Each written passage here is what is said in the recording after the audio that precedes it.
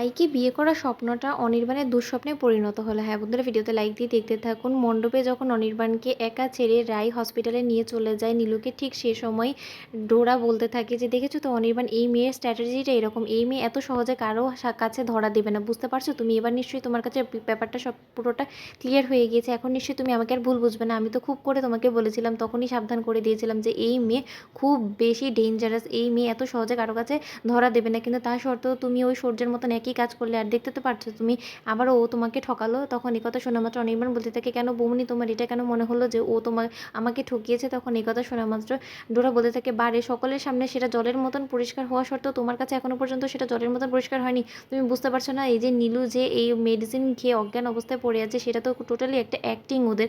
এটা ইচ্ছাকৃতভাবে ওরা করে, আর ওদের এটা স্বভাবে পরিণত হয়ে গিয়েছে যে ওরা প্রত্যেকটা বিয়ের আয়োজন করে তারপরে ওর মাঝখানে কোনো না কোনো এরকম অভিনয় করে। ঠিক সেই সময় সুযোগ বুঝে রাই ওই পিঁড়ি থেকে উঠে পড়ে। তুমি এখন দেখলে না তোমাকে একা ছেড়ে ও দৌড়ে চলে গেল নীলুর কাছে। একবার ও ভেবে দেখেছে যে তোমাকে মণ্ডপে এখানে একা ছেড়ে তোমার কি সিচুয়েশনটা হচ্ছে বা তুমি কি পজিশন আছো, ও সেটা একবারও ভেবে দেখেছে? ও ভাবেনি, কারণ তুমি ওর কাছে কোনো রকম কোনো ইম্পর্টেন্সই রাখো না। ওর কাছে ও শুধু ইম্পর্টেন্স নিজেকেই আগে করে রাখে। তুমি সেটা বুঝতে পারছো না? এখনও যদি তোমার চোখ না খুলে থাকে তাহলে আর আমাদের কিছু করার নেই। ওদিকে অনির্বাণের মা বলতে থাকে যে কাকে কি বলছো বলো তো, ওর কি এসব কিছু বোঝার বিবেক বুদ্ধি কোনো কিছু আছে নাকি? ও তো এখন বিবেক বুদ্ধি ধ্যান জ্ঞান সব কিছু হারিয়ে ফেলেছে, তাই না? তখন অনির্বাণ বলতে থাকে যে আচ্ছা মা, তোমরা কি বলতে চাচ্ছ? না মানে তোমরা এটা বোঝাতে চাচ্ছ যে রাই হয়তো বা ইচ্ছাকৃতভাবে নীলুকে বলেছে যে তুই ঠিক সময় সুযোগ বুঝে এই মেডিসিনগুলো আমার বিয়ের আসরে যাওয়ার আগেই খেয়ে ফেলবি, তারপরে যখন একটা এরকম করে একটা নাটক শুরু হয়ে যাবে, ঠিক সেই সময় সুযোগ বুঝে রাই আমাকে ছেড়ে বিয়ের পিড়ি থেকে উঠে যাবে, তাই তো? সেটাই বলার চেষ্টা করছো মা। তোমরা কত নিচে নামবে বলো তো? আমি তো সেটাই বুঝতে পারছি না। তখন কথা শুনে নির্বাণ বলতে থাকে যে মা, তোমরা যেটা ভাবছো সেরকম ঠকবাজ মেয়ে রাই কিন্তু নয়। রাই আমাকে প্রথম দিনই বলেছিল যে যখন কিনা ওর ফ্যামিলির উপরে প্রশ্ন উঠবে তখন ও সকলের আগে ওর ফ্যামিলিকে প্রায়োরিটি দিবে, আর সেটাই আসলে হওয়াটা স্বাভাবিক, তাই না? একটা কথা আমি তোমাদের সকলকে পরিষ্কার করে জানিয়ে রাখছি যে ওর এই দুঃসময়ে তোমরা কি ওর পাশে থাকো আর না থাকো, আমি অবশ্যই ওর পাশে থাকবো। তখন ডোরা বলতে থাকে, তার মানে কি?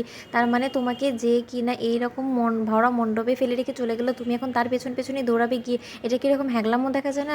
তখন অনির্বাণ বলতে থাকে, তোমাদের কাছে যেটা হ্যাংলামো আমার কাছে সেটা মানবতা দেখা যায়, জানো তো? কারণ আমি জানি যে রাই কতটা খারাপ সিচুয়েশনের মধ্যে দিয়ে যাচ্ছে। ও হয়তো কোনো মতো এক্সপেক্টও করেনি যে নীলু এত বড় একটা সাংঘাতিক কাণ্ড ঘটিয়ে ফেলবে। ও যদি এটা আন্দাজ করতো তাহলে আর যাই হোক না কেন ও নীলুকে অবশ্যই আটকানোর চেষ্টা করতো। কারণ যখন কিনা ও দেখেছে যে নীলুর এই সিচুয়েশনে চলে এসেছে, এখনও যদি ও বিয়ের মণ্ডপে বসে থাকে তাহলে এটা বোঝা যাবে যে ও একটা পাষণ্ড বোন। তাই এর থেকে বরঞ্চ ও যে ডিসিশনটা নিয়েছে আমি 100% ওর সাথে একমত, আর আমি বলবো যে ও যেটা করেছে একদম ঠিক করেছে। তখন সূর্য বলতে থাকে, দাদা ভাই তুই একদম ঠিক কথা বলেছিস, তুই কারো কথায় কান দিস না, তুই যেটা বলছিস সেটাই একদম ঠিক। তো বন্ধুরা, ভিডিওটি ভালো লেগে থাকলে লাইক এবং শেয়ার করো, সাবস্ক্রাইব করতে ভুলো না।